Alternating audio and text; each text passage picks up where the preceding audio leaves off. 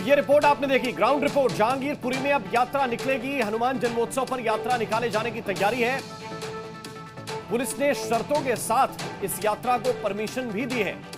500 लोग इसमें शामिल हो सकते हैं, लेकिन हथियारों का प्रदर्शन नहीं किया जाएगा, ये कहा गया है।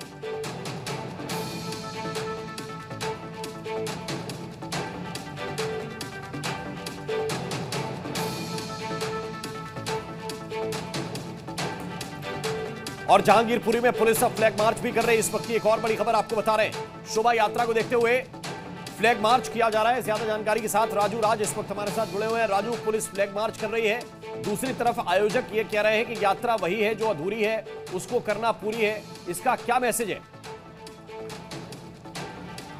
देखिए, निश्चित तौर पर राम, मैसेज बहुत साफ है कि 2022 में जो यात्रा नहीं हो पाई थी, यात्रा के दौरान हिंसक घटनाएं घटी थी और इसलिए इस बार आयोजक की तरफ से ये मैसेज देने की कोशिश की गई। लेकिन इस बार दिल्ली पुलिस अलर्ट है। कुछ लोग हैं, उनसे बात कर लेते हैं। भाई साहब ये जान के आप किस संगठन से हैं?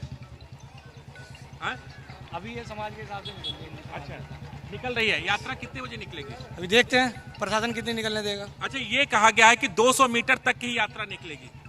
तो ये प्रशासन देखे और दिल्ली सरकार देखे। और एक चीज जो है, जगह जगह पर पोस्टर लगाया है कि यात्रा जो अधूरी रह गई उसे पूरी करनी है। इसका क्या मतलब निकाला जाए?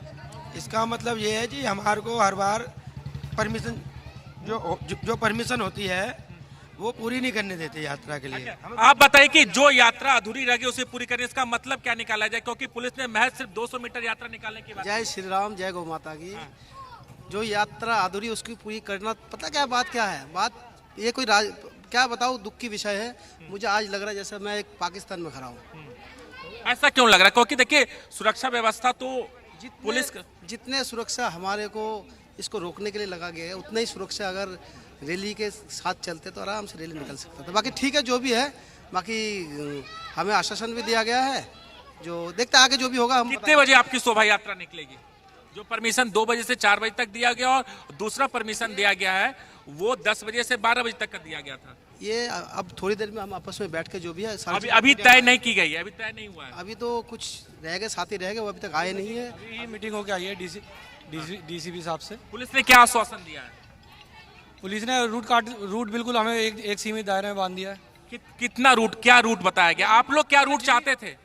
रूट तो हमने हमारा पुराना वाला है जो 2022 में पथराव करके रोका गया था, हमने वही रूट दिया है पुलिस को। लेकिन उन्होंने हमें इस रोड से आगे जाने की इजाजत नहीं दी। अच्छा, तो मतलब आप लोग आगे कहाँ तक जाएंगे? हम कहीं नहीं जाएंगे, हम वहीं बैठ के धरना देंगे। यहीं धरना देंगे जी। वो कब होगी?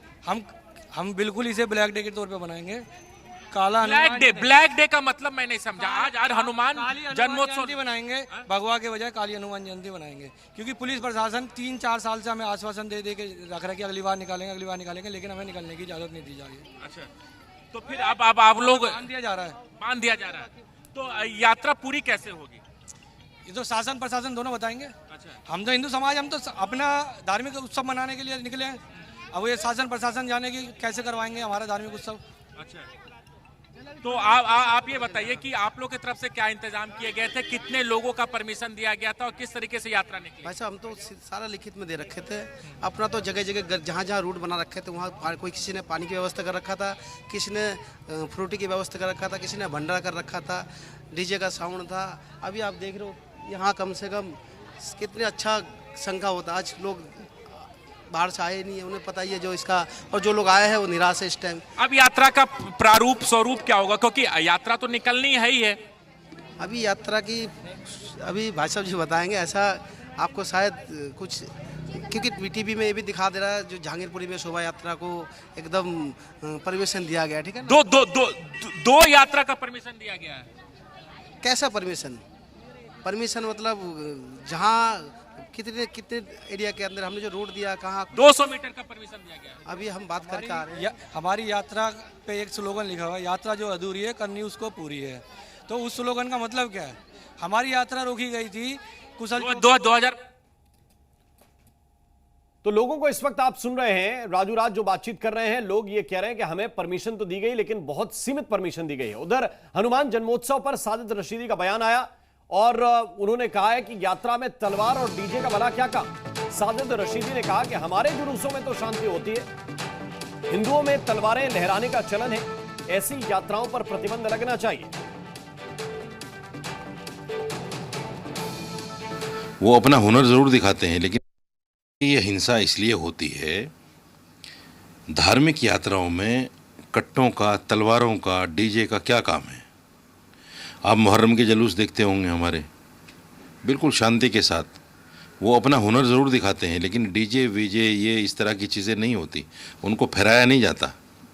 जैसे हिंदू यात्राओं में एक चलन बन गया है कि तलवारें हाथ में लेंगे, उसको फहराएंगे, मस्जिद के सामने जाके यात्रा रोक देंगे और वहाँ डीजे भी बजेगा और अनर्गल बातें होंगी। ऐसी यात्राओं पे तो मुस्तकिल प्रतिबंध लग जाना चाहिए, जिससे देश में नफरत फैलने की बात हो। अगर किसी यात्रा से झगड़ा होने का अंदेशा हो, किसी यात्रा से समाज में नफरत फैलने का अंदेशा हो, ऐसी धर्म की यात्रा क्या फ़ायदा उसका? वो धार्मिक थोड़ा ही है, वो तो या तो उसको राजनीतिक कह सकते हैं या विधर्मी यात्रा कह सकते हैं। वेद में कहीं भी इस तरह की यात्रा का उल्लेख नहीं है। आप दिखाना क्या चाहते हैं? कट्टा लेकर और तलवारें लेकर, तलवारें हाथ में लेकर आप निकलोगे, मस्जिद के सामने जय श्री राम के नारे लगाओगे और जुलूस को रोक दोगे वहाँ, और डीजे बजेगा, ताकि एक समुदाय जो है डर जाए आपसे, खौफ पैदा करना, इसी का